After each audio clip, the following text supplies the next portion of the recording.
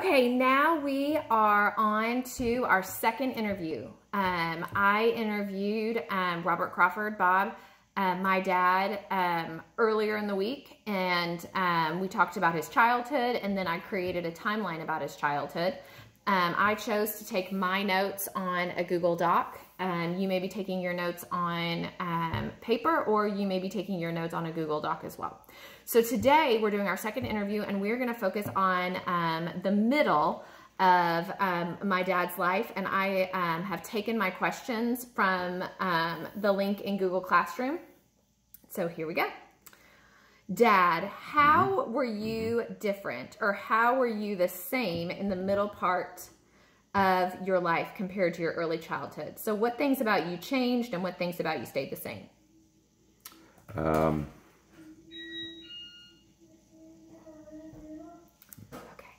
Keep going. Okay, I'll keep going.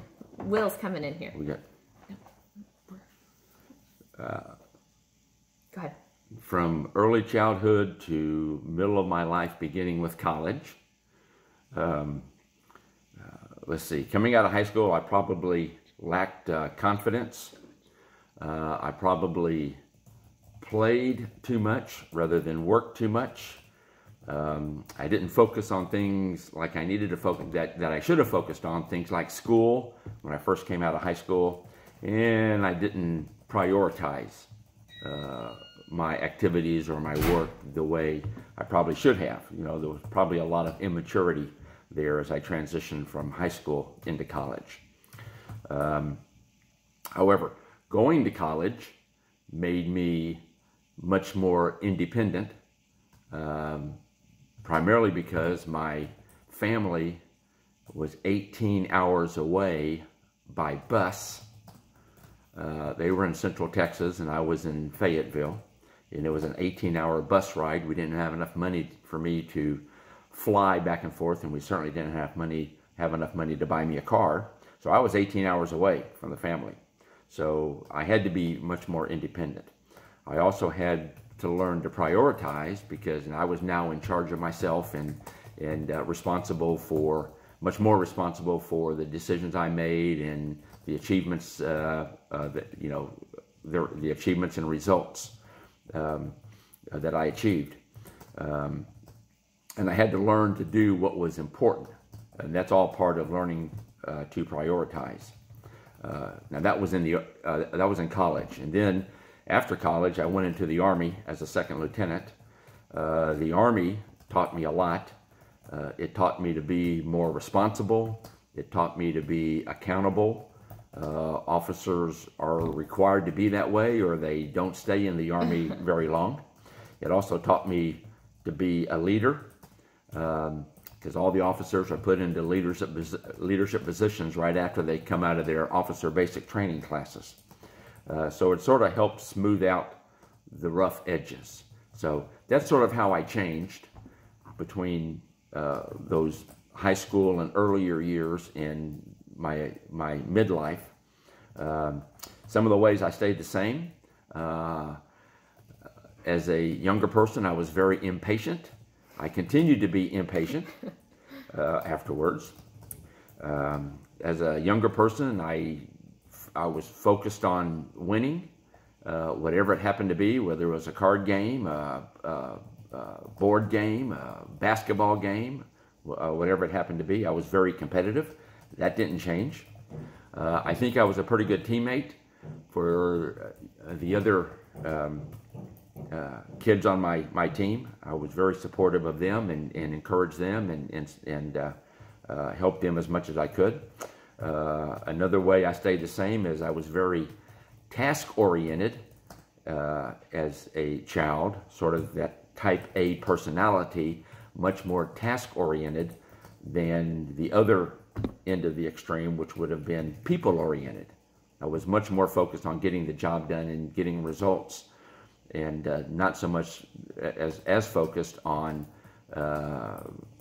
hanging out and you know, being with others and that people orientation.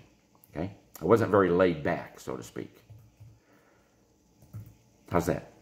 That is great answers and Wow. pretty humorous as I think did I about win?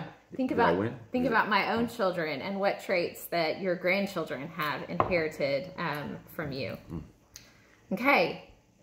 All right. So now we're going to go on to the second question. The second question is, what challenges did you face and how did you manage them? Okay, what challenges did I face? This is coming out of high school and first going into college and then into the Army after that. Like I mentioned before, I was away from the family. I was on my own. So I needed something in order to connect. And I found that in ROTC, which is the commissioning program for folks in college to be commissioned into any of the military services. For me, it was Army ROTC. And I also immersed myself in my military fraternity, which was called the Pershing Rifles. It's a group on campus. Not all campuses have them. Fayetteville used to have it, University of Arkansas, but I don't think they have it anymore. But anyway, the Pershing Rifles was a... Pershing? Like General John J. Pershing, oh. Pershing. He was the one who started this when he was ROTC instructor at University of Nebraska. Okay. He started the Pershing Rifles, which was a drill team back then. You know, I mean, the kids would learn how to drill and be in unison and march really well. I think I have a picture of you on my timeline. I think you do probably. Yes. Doing that. Yes. Yeah, with your rifle. It evolved from that time when Pershing first started it to the drill team was a performance type group that would do tricks with their weapons. We would throw weapons around and spin them and sometimes put bayonets on them and like throw it over the formation and the guy in the back would catch it and that sort of thing. Mm-hmm. So anyway, I had a group probably of about 40 or so cadets who were in this organization, and we did that. And other things that we did beyond just that drill team, we did like field training exercises down at Fort Chaffee. We would go up to, at that time it was SMS, Southwest Missouri State University in Springfield, and they would have field training exercise competitions, so to speak. So anyway, that's what that was one of the challenges, and that's how I addressed that particular challenge. Another challenge I had is during my senior year of college, I was selected as the ROTC commander, which put me in charge of all of the ROTC cadets, all the Army ones at the university. So the challenge there was, hey, I had to lead this department. I had to sort of be in charge of the other cadets and make sure we got things accomplished and planned, coordinated, conducted, and that sort of thing based on the cadre who were all active duty Army officers who had come back to teach ROTC. So I was in charge of coordinating all of that, and I had a staff to help me do that, and we were in charge of all 4 years of ROTC cadets. So that was the challenge. The way I managed that was, I think I already had some leadership skills at that point after 3 years of ROTC. And being the drill team commander, that's the Pershing Rifle drill team commander, my junior year. And I had some really good cadre members. There was a major and a captain who mentored me and helped me be that ROTC commander. So that was very, very good for me. Another challenge I had was academics. I mentioned earlier that, you know, I wasn't really focused on academics. I was much more focused on really getting through college and becoming a second lieutenant. And academics was very low on the priority list for me. So I wasn't a very good student. As a matter of fact, my first 2 years of college, I finished with a 2.15 grade point average, which is just above a C.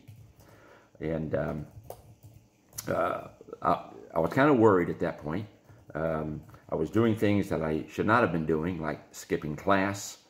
When I was in class, I wasn't taking very good notes. When there were assignments given, I didn't do much of the assignment, if any of it. And then I would do as best I could on the test after studying the night before the test. And it wasn't really working out. very well for me. So the way I addressed that is really after my sophomore year, I decided that I needed to be a more serious student and probably less involved with other things, even though a lot of them were fun, but less involved in them, like intramural sports, like the Pershing Rifles. I was still very active with them, but in the past it was like 20 or more hours a week I would hang out with these guys because we had our own office building on campus. Some of you might know where the Greek Theater is on campus, but there is a Greek Theater there where they have pep rallies and things. We actually had an office under the Greek Theater. There was a door that got you under the Greek Theater, and we had an office there, and I would hang out there most of the days, most of the time, and that's when I skipped class because we would do a lot of things like play cards and other activities. So anyway, I decided I would get serious. I would not miss class unless absolutely necessary. I would sit there and take copious notes. You know, if the professor or instructor said something in class, it was probably important enough for me to write it down. And then I tried to do my homework assignments, even though I was less successful at doing homework assignments than I was the other two, going to class and taking notes. And I did learn that taking notes, the instructors are going to tell you the majority of the important stuff you need to know for the exams and that sort of thing. So anyway, my last 2 years of college, I got very serious, and